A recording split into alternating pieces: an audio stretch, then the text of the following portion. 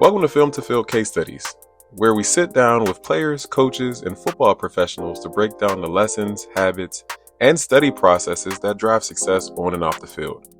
In today's episode, I speak to Coach Jahiem Hill as he embarks on his first season as defensive coordinator at Northeast High in Philadelphia, Pennsylvania. Coach Jahiem, I just want to take through your journey. So the man that I'm sitting here today had a process, you had a story. What was your story through football and what has it been for your life?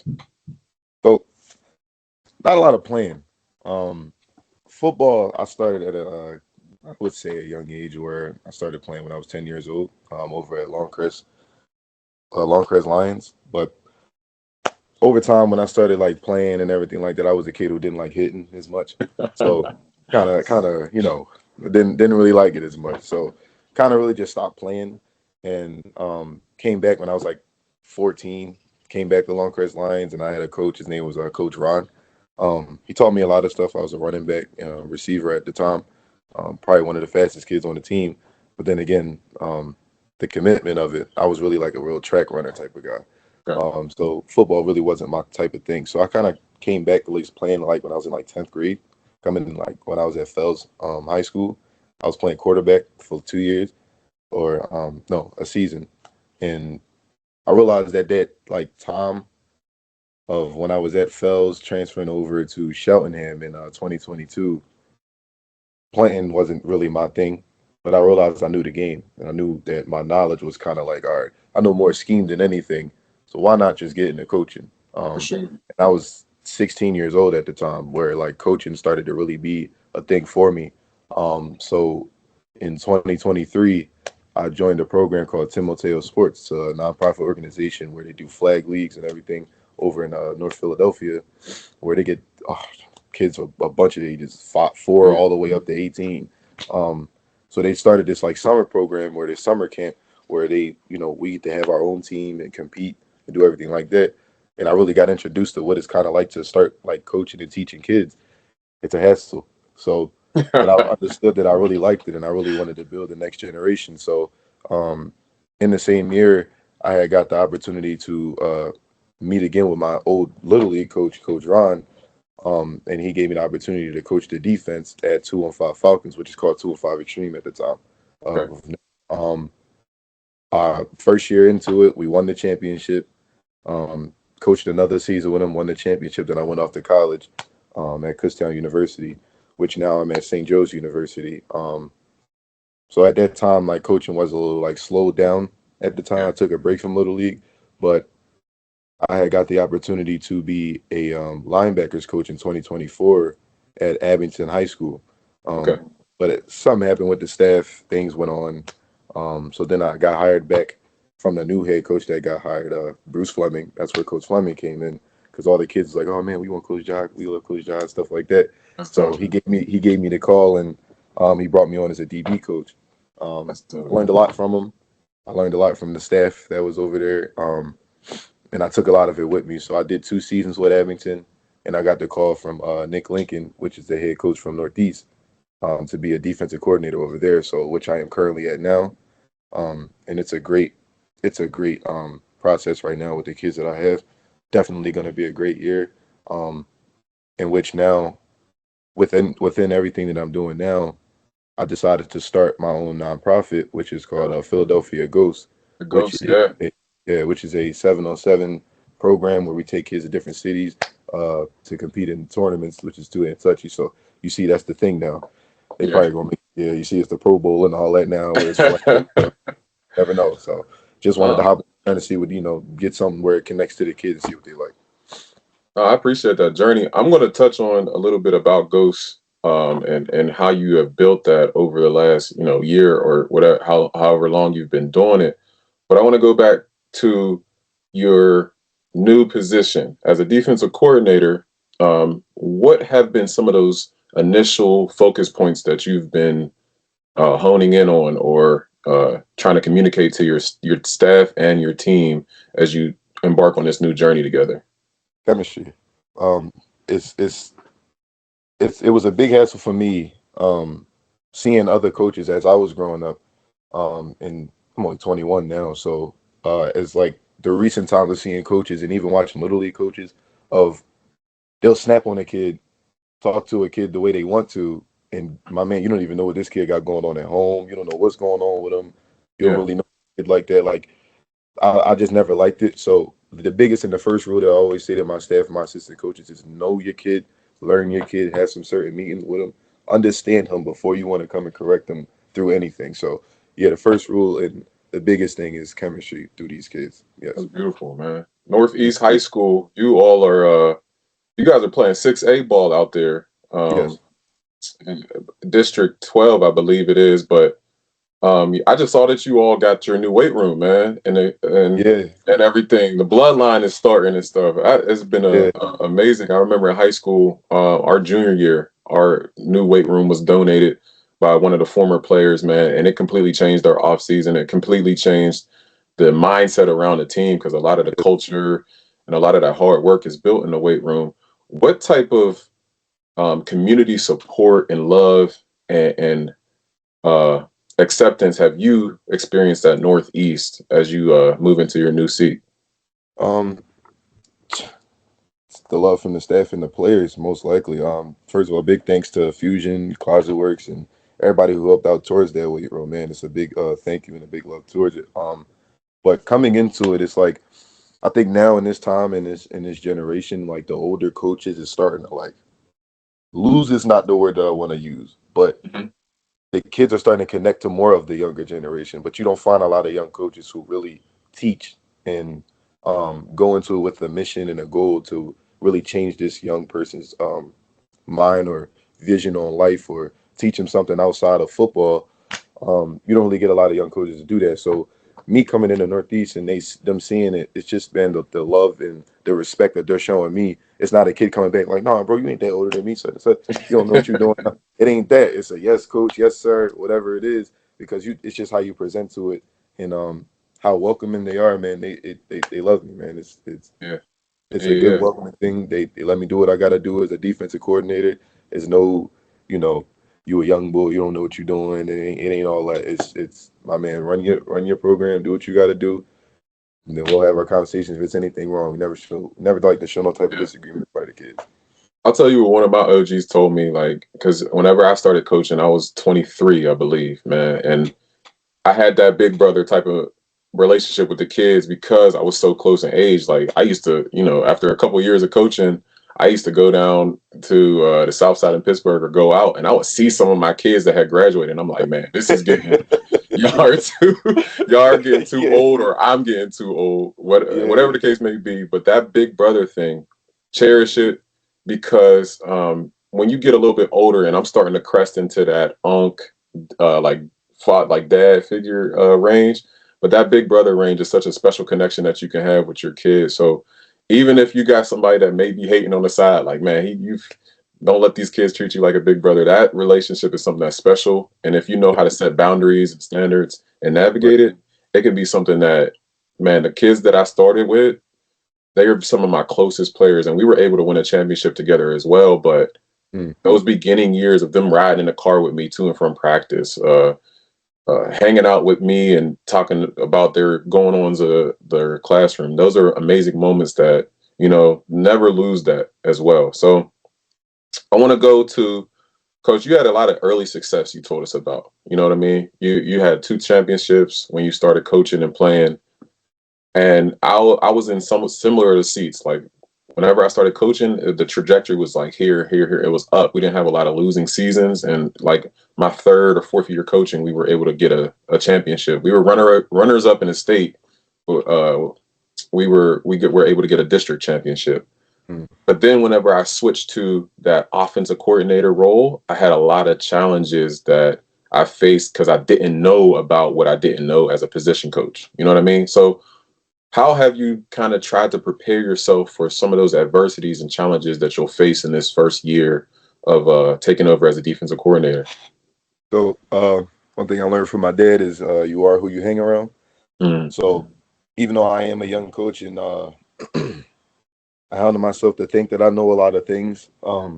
I know that this transition was kind of going to be hard for me, but yeah, I hired people and brought people around that was previous coordinators, previous head coaches, to where they now, it is not impossible, but it's hard for me to fail. Like Yeah, if yeah, I yeah. make a dumb call or something like that, like man, a guy named Sean Green right now, he is like on my bumper about every little thing that I do as a D coordinator, and I will forever appreciate him for what he does. I got him out of retirement. It was beautiful. But the things that he does, like in the like he calls me every day. We always on the phone for like an hour plus.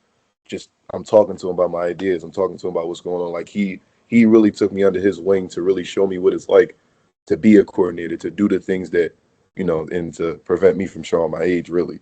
But Sure. he he's definitely he's definitely a big help. But it's who we are, right, as people. Him knowing who I am because I played for him actually when I was at Jahiem. So he knows exactly who I am, how I get sometimes. So the ability of teaching, which he stresses a lot, as he said, man, you can know as bunch of scheme as you want, you can know the talent and everything, but though you got to be able to teach in For sure. multiple ways. So Sure. him giving me the key to do everything I need to do and to come on the field and be 110% and give that to the kids, it's a blessing. So yeah, it's who we hang around, and I'm hiring older coaches so they can keep me on my toes. That's dope. That's very wise of you too to know like, hey, I'm gonna put some good people around me and Yeah, delegate some of these stresses and stuff around me to make me successful, man. That's a beautiful thing and it's gonna carry you a long way during the season. If I can offer any advice, especially that first year of calling plays, you want to be perfect.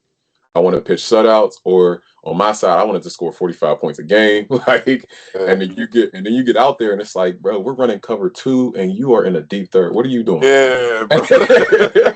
You're right. What are you That's doing? the stress, bro. Or and it because it's like they're 15, 16, 17-year-old kids. So like I may Yeah, call the perfect defense, but or I may call the perfect play, but if my left guard gets blown up, it's gonna look crazy on my end. So I tell you, bro, just keep on going with it, especially as a young black coach trying to come through here, man. I know the noise can get loud and it can get negative, but just like you said, surround yourself with good people, and then like continue to tell yourself that you're doing good. You know, the work is going to be put in, the results will come. Just stay the course, bro. Just stay the course. appreciate it. Thank you. Because I know I went through some dark times in first years, calling plays and things didn't go our way. The offense wasn't gelling, and there was a lot of stuff that I didn't know when I got into the position. Mm-hmm. And after the season, man, and we didn't reach our goals, I was in a dark place. But people that I surrounded myself with and the work that I put in was able to climb me out of those holes, and we were able to, you know, Yeah. put a good career together. So Ghost, the nonprofit organization, man. Speak to me about that, the idea behind it, and how you got it started. So, um, being that 18-year-old college student who didn't have nothing to really do, yeah, just sitting in that room, really just thinking like, all right, coaching is one thing, but how can I affect the youth in another way? Like, cause I remember playing 7-on-7 like for teams like Philly's Finest, and well, that's really the only team I played for, which is a really good program. Yeah, I just was thinking of ideas, man. Like, how can I affect the youth not only in the fall? Can I now affect them in the winter towards the spring, and then just show the kids? And how can I show the kids the world? Now, football is what we all would say is a vehicle that we would use, right, to for be able to sure. teach them something in a way that's outside of it. Like my biggest thing too is when it comes to like even when I communicate to my staff is like every single day they got to leave with a lesson of life, not just football. Like again, scheme is one thing, scheme is everything, but we have to be able to teach them something outside of this. Like it was a coach who went viral actually recently. It was on the ESPN page on TikTok where he was teaching the kid like the whole team how to change a tire. Yeah, Little things oh like yeah, that. yeah, I see them. You Yeah, saw for that? sure. Like little things like that goes far. But there's a lot of kids, man, who like what's crazy is that they never seen the world. Like Hmm.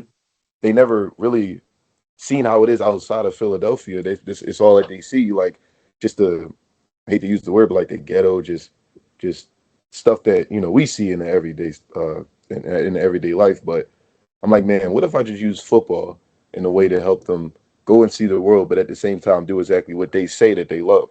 Right, So right, now, for sure. all right, let's play some football and let's go travel in different cities and let's go play. That's But for sure. now, in the first year of it, it was that. adversity of you 18 years old, you're young. So it's not a lot of things that you can probably do as an 18-year-old or put some certain things in your name and do the stuff like that. All right, again, hire people that's older and know what's going on. My dad was one of those people. My mom was one of those people. My brothers will help me out. Other coaches that I coached with before, like we all came together as a team. Got a bunch of like right now we probably got over like 120 kids now, but when we started off, it was a good 60 kids. So we and then we also started off a YouTube channel. So where in that first year we started like it's just my name now, Coach Job, but my a good friend of mine, Makai Johnson, who ran that, who does photography and videography now. He actually ran the whole YouTube part of it because he knows all that videography and all that stuff. I'm just a photography type of guy, but he knew all the videography and the editing and everything like that, and he was able to give the kids an outlet and be on camera. You know, all the kids want to be on camera these days. Sure. So it was more the meeting of like finding what the kids like, getting the understanding of what they want to do, and then kind of putting that in the bigger picture of like, all right, they can go back and watch it. Like winning some tournaments, like they can go back and watch the memories and the moments of it. Even years to come, they can come back and watch it. Like, and I think that was actually the biggest thing that kind of got kids over. Like, oh, we about to be on YouTube. Like, oh, goes real fast. But Let's lock in, man. You can't be getting yeah, burned on YouTube. no, right, right. No, I appreciate that because coach, it seems like you are like embracing Yeah, and some places where I've seen, and Pittsburgh is an older city, but some places that I've seen around, the youth isn't getting embraced as much as they could. It's like we got more exposure, but we got less acceptance because some of the things we don't understand. And I'm like I said, I was in that middle age, so I'm kind of learning to accept it. There's still some things that I don't do or do well. Even starting this, this platform, I had to go, hey nephew, how do I do this? Like, how do I put this together? yeah. How do I put this camera up and all this? Even my first couple episodes of the pod, my nephew called me and was like, "Yo, you got to get a better camera." Like so, Yeah. but with the changing landscape of media and exposure and 7 on and flag, which you've all said that you had experience with, how have you embraced the new generation of football, and where do you think it's going in the future? Right now, I think it's going towards the younger generation of coaches. I think not every kid now is taking that old style of, man, you need to do this, you need to do that, such yada yada yada. It's like, all right, hold on, kid, you're doing this wrong right now. Is it because of your lack of physicality, or is it because of the way I'm teaching you? Like, I think a lot of the like coaches now, like in more of your generation, of you have to do it this way. Like, there's only one way, you have to do it this way. I think the generation is now turning to there's multiple ways to do things. Like, there's some coaches now these days, they have like a bunch of trick plays in their playbooks. When all it was back then was simple power eye, single wing, like it was simple stuff, boot 32 passes. dive. It was just simple stuff. Now it's just a bunch of like everything. Like they running quads and all, all crazy, making it more stressful for us D coordinators. But yeah, it's definitely turned into more of the, now coaches have to take a turn and find different ways to teach. Yeah. They have to find a more, I wouldn't say softer, but a more educational way to teach. Not you yelling and they have to get it. Yeah, that's what I would say. More towards the younger way to do it. Try to change the dynamic of how you teach. Try to relate more to the kid before teaching.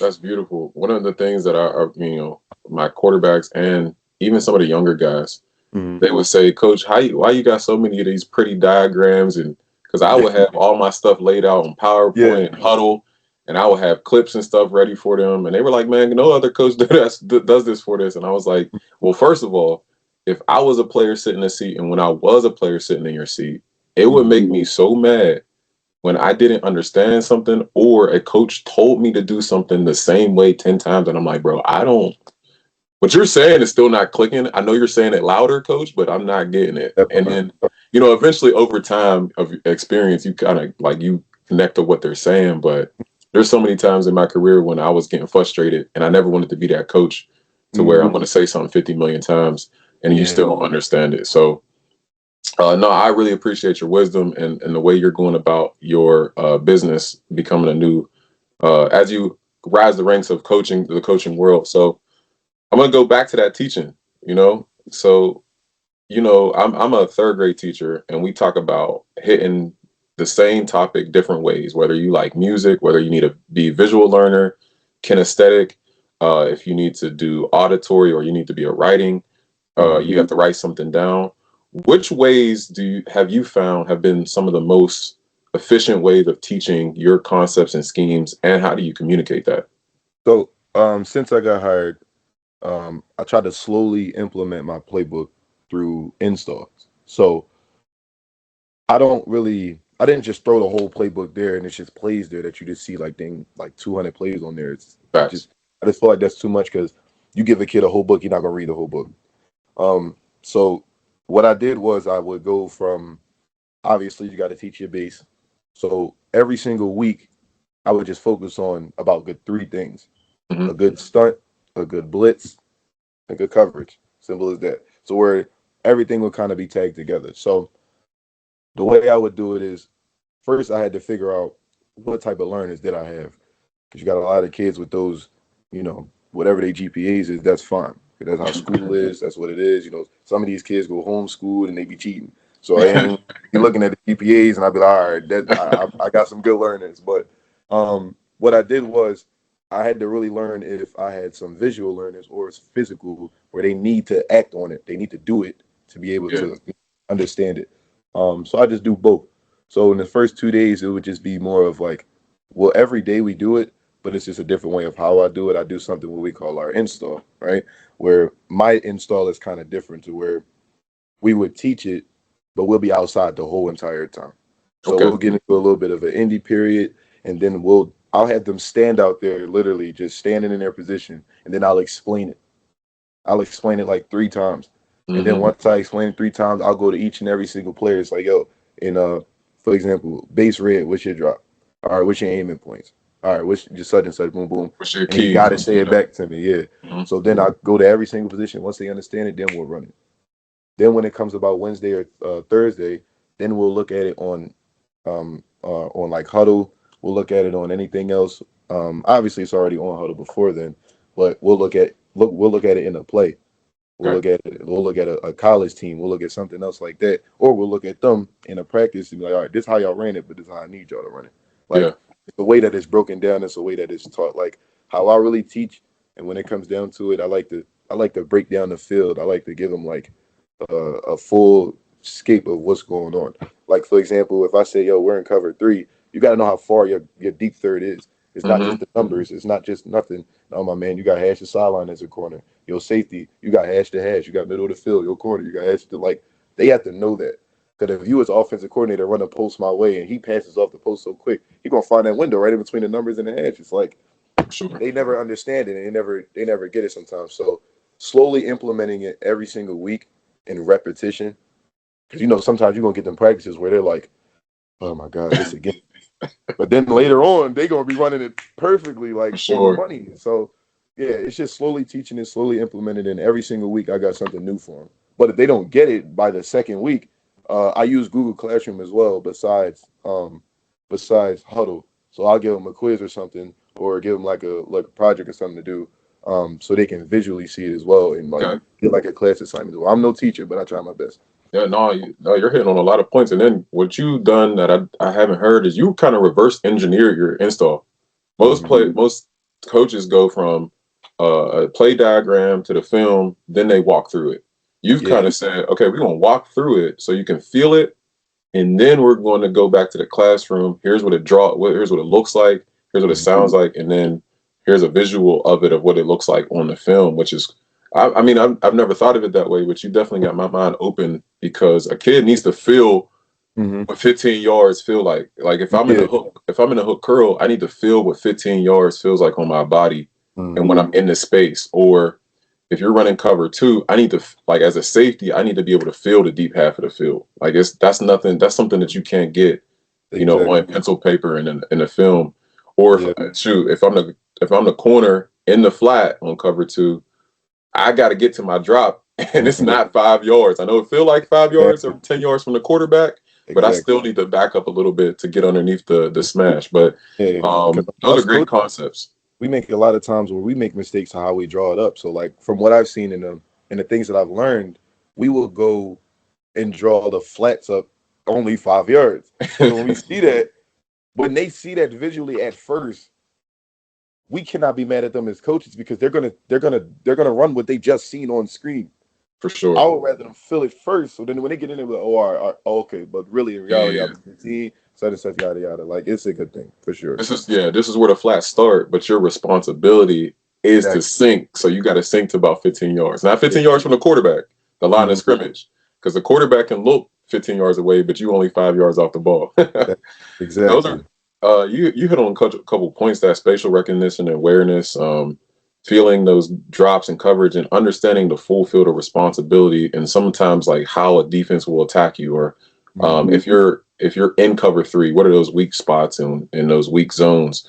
What were some of your resources or coaches that you went to really hone in on learning the game? That man Sean Green is something else, man. I'm trying to tell you. He so Coach Shiz, he's his fanatic is linebackers. So me, I'm a DB guy.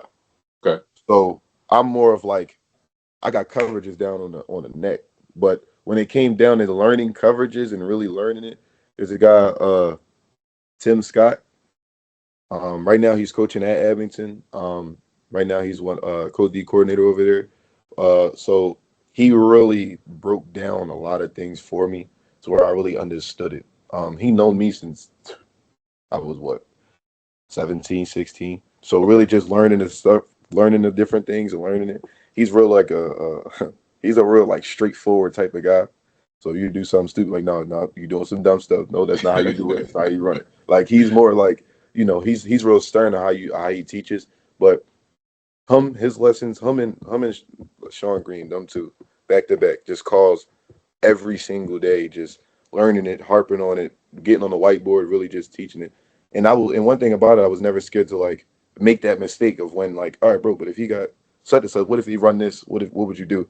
I okay, like to I like to like challenge sometimes their mental, and that's what they loved about me. I would challenge their mental like heck, like and from an offensive standpoint, because at the end of the day, yes, I can be a D coordinator all I want to, but I got to understand what's going on the other side of the ball. So sure. Bruce Fleming taught me a lot, and Tommy Wing, all of them three right there, Tim Scott, Bruce Fleming, Tommy Wing at Abington, and then Sean Green, who's now my assistant D coordinator. He is them four right there was a collective. They taught me a lot of the things I know now. Shout out to the mentors for sure. Oh yeah, Um, because man, on the opposite side, I didn't have too many.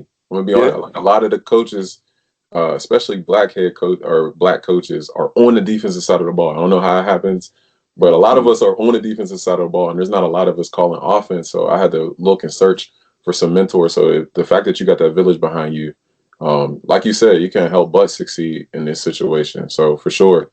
Um, no, I was an offensive guy, right? I actually played safety. I started as a DB. I played Crazy. safety. I played weak side safety. So we ran a 4-2-5 in college. I came down on the backside and I was like that box defender. Gotcha. Cover three, I had hook curl. They would send a blitz off the edge, or if we went into our too high stuff, we were running palms on the backside. So that Mm-hmm. was where I lived. But then I went to the offensive side of the ball, and I had to relearn everything. What is a position that you knew it, but then when you became a coach, you really had to hone in on it because you were like, hold up, man. When I played, I didn't know what y'all was doing, and now I know. Oh yeah. So was a quarterback when I was in high school. So I was one of those like receivers who had to go to quarterback. Okay. Offense really wasn't my type of speed. But what I would say from the transition, when I was at Cheltenham, I was a DB. I was literally that safety who rolled down, be in the box. Sure. Um, when I transitioned to a coach, I did not know that it was so much stuff with D line. Yo, Oh, them trenches are different, man. yo, I That's one thing. You know what? That's one thing. Sean, Coach Shiz, what we call him. That's one thing he harps on me now is like, yo, you gotta have the trenches right. Like, Yup. yo, D line is something different. Oh, Like, offensive line is the same way, bro. There's dog, a D line is well. The thing about it, yeah, D line for sure. Because like linebackers, I do got a good gist of, but D line is more of like, and what I really learned a lot from. Don't call me a traitor or nothing, but my favorite coach is Mike McDonald right now. My favorite team is the Seahawks. So okay. what I learned a lot like from watching his stuff is that when you have your 4D linemen, you have to understand you're already outnumbered by one. Yeah. So when you're scheming and when you're doing what you have to do, you have to understand you have to make them do what you want them to do. So the center, obviously, he got to take a little split second to snap the ball. If it's 4D linemen, how you stunt, how you scheme, whatever way you do, you got to understand you're turning them in the way that you want them to turn. Right. So I had to really get to understand that in my mind to where now, like, all right, now I know how I want the trenches. Now I want to do what I want to do. So I call Shiz a lot to kind of scheme that type of thing. I don't like to really, I never been the one to really like to blitz a lot. I want to see how my front four is going to do, which now at this point, most of them now has like D1, D2 offers, which is really good. So you got some guys. Yeah, So when you got when you got that personnel, you can do a lot with them. I can drop them if I want to. Like it's so much that you could do with it. I didn't know you can play around with the D line so much. I didn't know it's so much that's into it. You know, trenches are other than crazy. that, yeah. They're crazy. And you see what's happening in the NFL. Like you would think Yeah, man. the Rams, they had a good D line, but they still went out and got Myles Garrett because that's how important the D line is. I mean, and then especially like you're saying, if you can rush four and then drop everybody else and play coverage or play the RPOs behind it, bro, you're going. You ain't got to do. Exactly. You're going. But I was the same way, man, because I had my first year coaching the offense and calling plays. I was like, man, I got all these shifts motion. I got these plays. I got these runs or these passes that's going to work. And then pass pro, I didn't spend too much time talking about it because I didn't know it. Run game, I was still like refining the details. And whenever I got into the season, I'm like, yo, why is this stuff not working? Why can't I pass the ball? And it was because of the trenches. And then my offensive line coaches were great over my stint at Penn Hill because, man, they went into details of the step, the hand placement, the angle, what type of block, where hat placement, inside arm. You know what I mean? What happens when we get this type of spill technique, or if we trying to box it in? Like, if the defense moves or stunts? Who's picking up what? So like, it was that stuff that happens down in the trenches can literally make or break the game. It don't even matter what the dudes on the outside is doing. Yeah. So even now, like my D line coach Tyson Tate, he's teaching me still stuff like that. Like it's a lot that go into it, man. I know. yeah. No, if I got any advice, man, get versed in them trenches because if you can do that well, the back end gonna take care of itself. But I'm gonna play a little bit of devil's advocate here, man. I'm an offensive guy, so game planning, I feel like y'all got it easy. You line up, play base, and you pretty good. You're good 80% of the time. So I need you to change my mind. What's a misconception about defensive game planning that can change my mind, or a coach out there that's thinking, man, those defensive guys got it easy? We don't know as much as y'all think we do. Yeah, I think it's more easy for y'all because, well, I'm not gonna play devil's advocate either. Because probably part of it really is more easy. But at the end of the day, I think what comes down to it is that we have to teach more of if the offense does this. Okay. It's more of a if. For offense, it's when the defense does this. When they're in too high, when this corner bails, because he does it every time, hit the hitch, or when he's such and such, like it's a matter of when it comes to defense. We make more mistakes. We make more mental mistakes than what offense does. Because it takes longer, first of all, to learn the offense. Once the offense really got it schemed, you get a really disciplined offense, it takes time. It takes for us as a defense to really break it down. We have to, for us, we try to force more of a hat on the hat. Is my men better than yours? So when it comes down to it, it's like y'all got the most discipline possible. Defense can too, but we have to stop you from doing what you want to do. Like we got to scheme it. We got to understand it. We got to know what's going on the outside of everything else.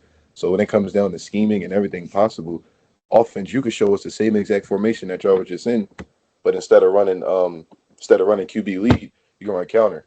Okay. It's the little misconception, it's the little misdirection that will have us be like, oh damn.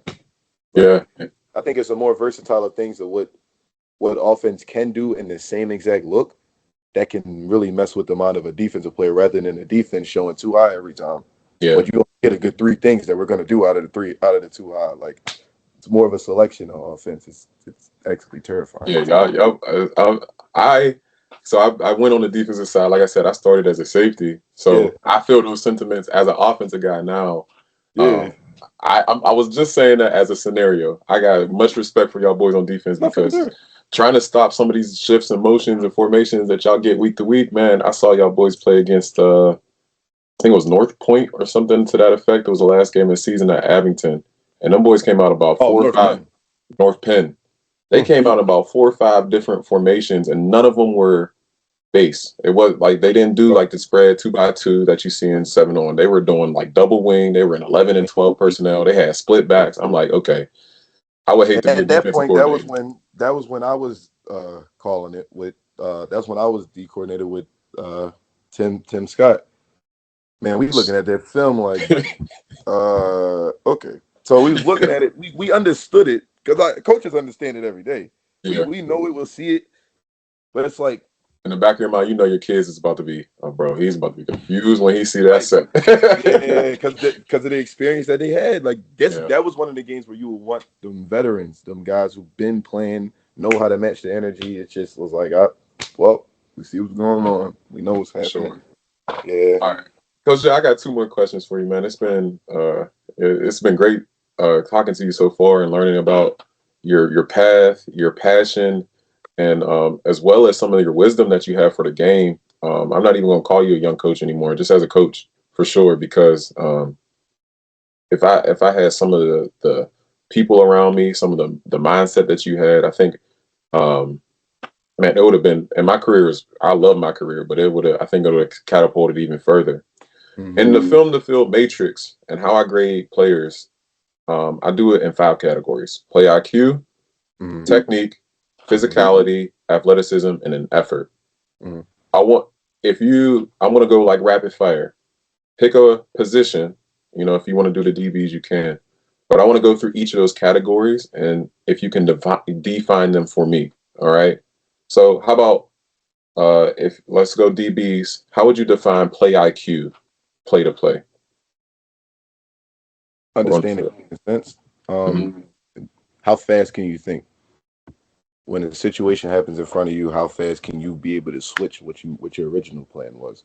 If you see a hitch, but he stops it and turns his feet right back up, how fast can you know where to put your hands at? How fast can you know where to switch your feet at? Where to open up? What hip do you break onto? How do you know what to do? So how fast can you speed your mind up For and be able to?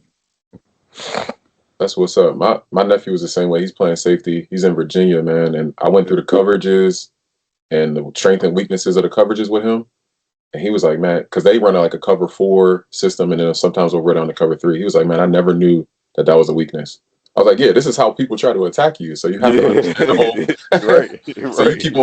you keep on rolling down into the flat and cover 3, and you getting beat on seams because you ain't putting your hands on the number 2 receiver. Come on That's the now. important thing right there. Yeah. So we did play IQ. How about technique for your DBs? How would you define that? How fluid are you? Hmm. So I think it all comes down. You can't be stiff. Like yes, knowing the hand placement, knowing what you want to do with your feet, knowing what's going on. But are you fluid in doing it? Are you comfortable? Technique always is about comfortability. You got to be able to rep it so much to where anytime you do it, you're just comfortable. It feels smooth. I feel like one thing about a DB is when you panic, it's a wrap. Yeah, Yeah, you panic, it's a wrap. Yeah, ain't nothing else that's gonna be able to, it's like that's the harp that I'm dealing with now. Is that when they ball get in the air, some of my DBs they panic, they don't know what to do sometimes. When all they got to do is just calm the hell down and just do the technique that we teach them. that's But it. yeah, just knowing what about why it is hand placement, but comfortability is the most thing possible. Yeah, get bored with boring. So you got to get those reps in to get comfortable, so you ain't got to think about it no more. Exactly. Uh, physicality. How do you define Physicality. physicality?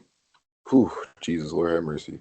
Um, physicality, that goes into a couple of things. I think technique plays a big role into physicality, though, because at the end of the day, I can be a 5'8" corner going against a 6'2" receiver, but if I put my hands in the right place and I know strength, that's weight room all day, knowing what's going on every single time.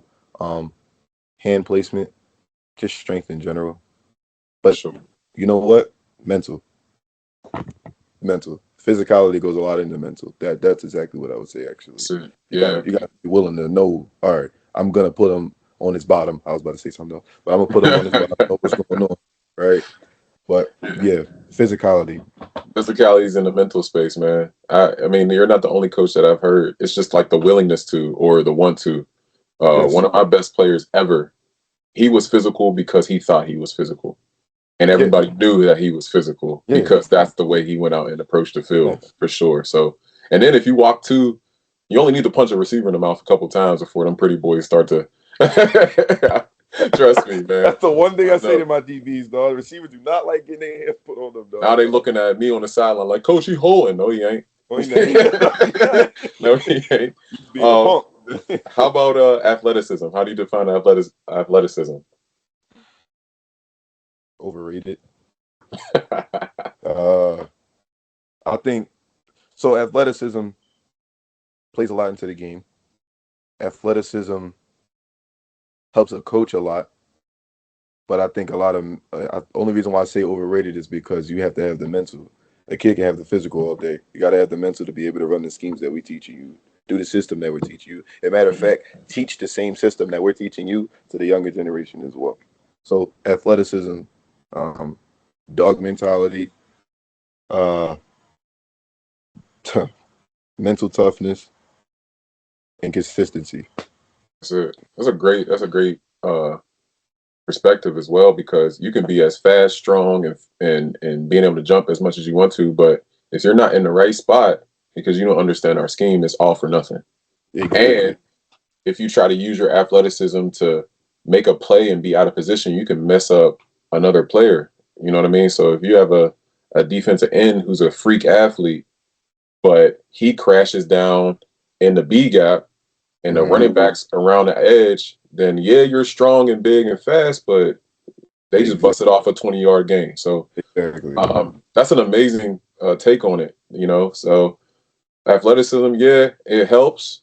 But if you don't have the IQ and if you don't understand the scheme, then it's all for naught. So you got to be a smart player too, fellas, for sure. All right, Exactly. last one. And I think this is the most important one for me is finish and effort. So how do you define finish and effort? The most important. Um, you got to be able to play to the whistle. Um, Everything is okay, right? You can start bad. You can do everything in the start of the play bad. If you mess up as a DB, if you mess up, all right, he beat you on the release. If you stop your feet and stop and give up on that play, Jesus Lord have mercy, you got a lot to deal with when you come on the sideline. So, um, mental play a lot in all of that, man. But Sure. so just having the willingness to keep going and never give up. For sure. Um, to never give up and never say I'm going to stop doing what I'm doing because I feel beat or defeated. There will never be a time nor time into a play. So whatever this receiver does, I'm going to show every bit of percentage in my body or every type of effort to be able to finish this play, whether he catches it or not. So um, consistency, willingness. Um, Matter of fact, and stubbornness. Yeah. Like stubbornness. Yeah, I bro. like that. Yeah, a little bit of yeah, bro. You got like I want him to come and say, yeah, bro, you got beat this day, yada yada. No, but I didn't stop. I Yeah. didn't stop my play. Like coaches see that. Like I love that. yeah. I love that. One of my favorite plays, man, when we were on our championship run, my first couple years of coaching, I had this kid named Javon, and he was a phenomenal athlete. But his best play in his career, I don't remember what happened during the play because I looked away. We were down. We were like tied or either down by a touchdown or 6 points, and Mm, they broke on the sideline. And mm. mind you, this is the semifinal to get to the championship. So like when they broke, I just put my head down. I was like, damn, it's over. Like this season's over. It's not gonna happen. Javon comes up and behind the receiver, knocks the ball out. Ball goes into the end zone. It's a touchback, and he knocked it out on like the 2 yard line. We were playing Stowe Rocks, man, and the dude was, I'm talking, dude broke, and he was cruising, but he didn't give up. Jay might have been like 10, 15 yards behind him. Catches up to him on 2 yard line, pokes the ball out, goes out of the end zone. It's a touchback. We go down and score and win the game. So like that effort piece is so important because you just give yourself an opportunity, and you never know what's going to happen in football. Like you never know what's going to happen. That part right there, man. But Coach, I didn't, when I started this little journey talking to coaches, man, and starting this pod, I didn't know it was going to be as much of a blessing as it was in the first coming weeks. But you have been a depth of knowledge and information. I got a bonus question that I kind of went past. As a person that's starting their own platform, right? And you're a person who's, started GhostElite and everything. Even though you're younger than me, do you have any advice for me as I go on this journey of, entrepreneurship or starting a business that does help you out? Yeah, dude, stay consistent, man. It's gonna be a lot to where, like you told me earlier, it's gonna be a lot of doubters. Yeah. But the main thing is, like, God is gonna put you in a spot to where you feel like everything is kind of like, bro, this ain't working for me. I ain't gonna do it. Even in those moments where you feel like you're about to just stop for a little bit, or you want to take a break or anything like that, don't. Because I promise you, the effect that you feel like we're giving as coaches to you, as a guy who started this platform, you don't understand the feeling that you're giving us. Like right now, I feel like I'm famous, but the thing is, like, the feeling you like, remember, and if it's nothing that you take, remember the feeling that you're giving these coaches that you're interviewing as well. The same way we're understanding, like, all right, we giving a blessing to you, you're giving the same blessing to us, bro. So the thing that you're doing, understanding it, and always find ways to improve. Maybe sometimes it ain't just, virtue or anything. Maybe, and what's funny is I had this idea, but I never really presented it to anybody. Maybe instead of just like the virtual things of, because it's the most convenient. I love it. For sure.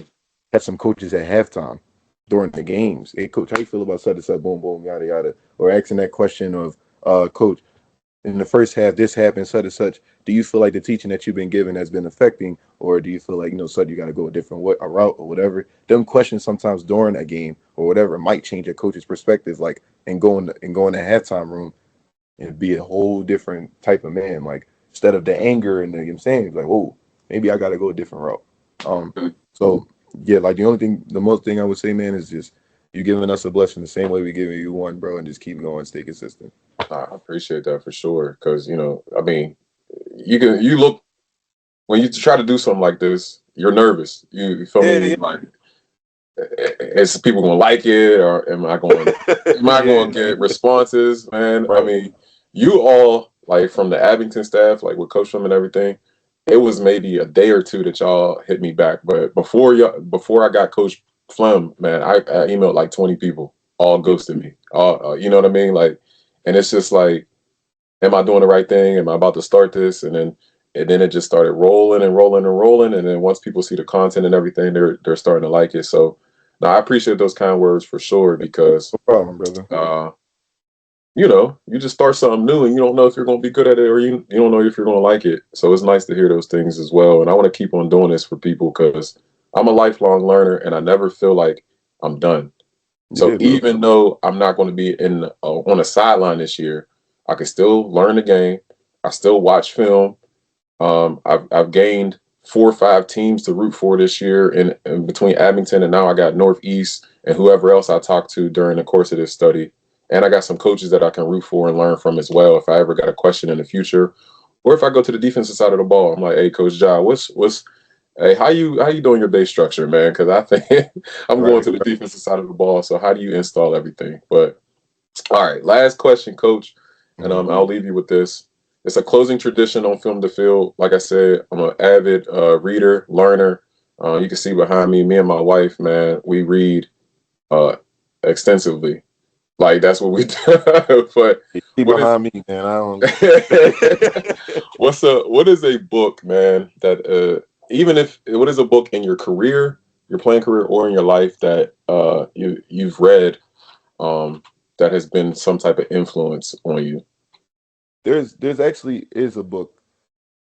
Jesus, I got to get the name of it, but there was a coach recently. Dang, I just can't remember his name.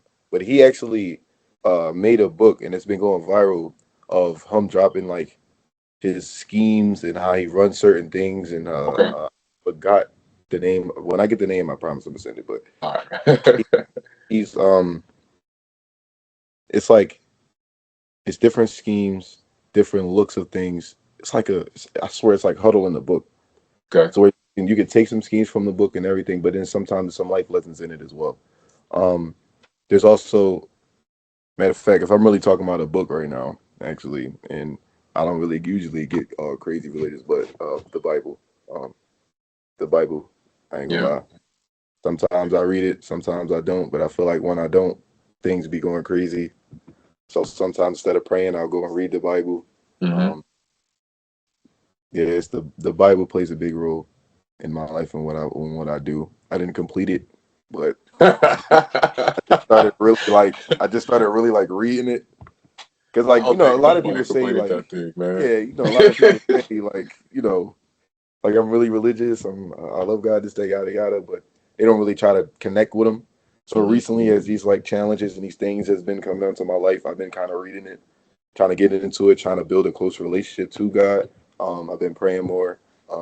So yeah, the Bible actually recently, and that football book that I was talking about. Because when you set out on this journey to coach and change lives and be somebody instrumental, you need something that's higher than you, for sure. Yeah. And I believe that Yeah. completely. So Mhm. there's only one person in my life I think has ever read the Bible. My grandmother, I know for a fact, read the Bible from page to page. I don't know So about this one. she's the only one in my life that I think has ever completed more than a chapter of the Bible or more than a sentence or two. But no, that's perfect, bro. Because I mean, even I asked this question about a book, and I didn't say any type of genre or any type of thing. Yeah. So if it had an impact on you, that's Yeah. yours. Coach Jai, I appreciate your time so much, man. It's been a good conversation, and I got a new team to root for, man. The Northeast Vikings, for Absolutely. sure. Absolutely, man. Thank you so much for the opportunity. I appreciate it. Many a call for, a few were chosen, man. I really thank you for this opportunity, and I really hope in the future where I see you in a much success that we come back and meet again. Thanks for watching this episode of Film2Field Case Studies. If you found value in today's conversation, a summary can be found in the show notes. Subscribe and share it with another athlete or coach, and we'll see you in the next case.